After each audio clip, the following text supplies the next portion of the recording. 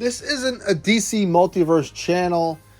There's already so many good ones out there, like the DC Multiverse Dude, Josh from before, my man Bones of the Necro Zoo, and the New York Backyard Legend. Those are all friends of the show who get this stuff early, and they know much more about the DC universe as far as like how accurate things are and how to compare it to other figures. I really didn't collect DC until Marvel got the line, but it just so happens the figures are cheap. So I went to GameStop today and I wanted Star Wars figures. I wanted a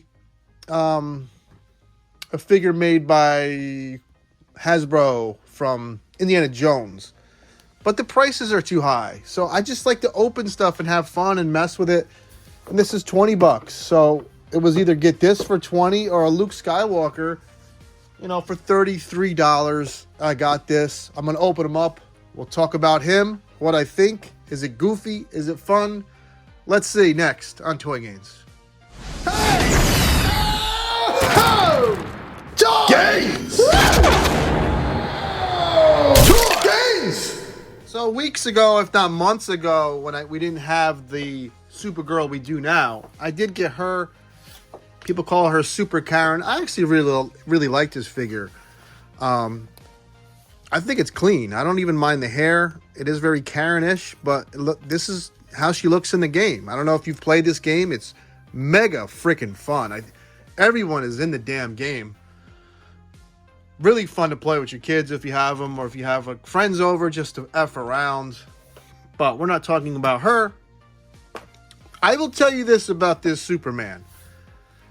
Right? I could tell when I saw him in the box that I was going to be very on the fence about the head. Kind of looks like some Italian guy from the club wearing a Superman costume at a Halloween party. But this cape, for a stylized cape, this is the best cape he has done. There's no S on the back, but there is like this texture, like a ribbing, I want to say, on the edges. It is even in the back. You could tell it makes sense the way it's folded. Sometimes he just does a cape, it doesn't make sense as far as where the cloth would be. This is a really good looking cape. I like this too at the top, how it's wrinkled up there. I know you may think I'm reaching, but I'm not, because hold on. The Supes 1000 is regarded one of his better Supermen, and I agree. But see how this flails out? See that big flail out? That flail out does a few things. First of all, it makes him hard to stand up. Secondly, it's hard to get a figure next to him. You got to put it either behind or in front. He's taking up all the shelf space. This one kind of swoops, it swoops back on a nice angle. I really like the cape. I think it's one of the best capes he's done. Now, the deal with the game is, as you play, you kind of get more armor, and they need this armor because shit is going down. So Superman, everyone needs a little bit more protection because, it's superheroes fighting against superheroes. And I don't know, they just wanted to make him look different. Do I think it's makes sense for the Man of Steel to wear armor? No.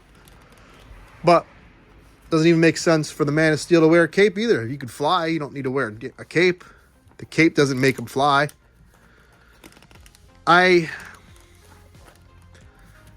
I buy this if it was $30? Probably not. But at $20 to have something to mess around with, maybe use the cape for another figure. It came with extra hands, and it matches the Supergirl. So, why not? Sometimes you just gotta say, why not? And it's funny, I really don't have any complaints about this figure. The head looks like the way he does in the game.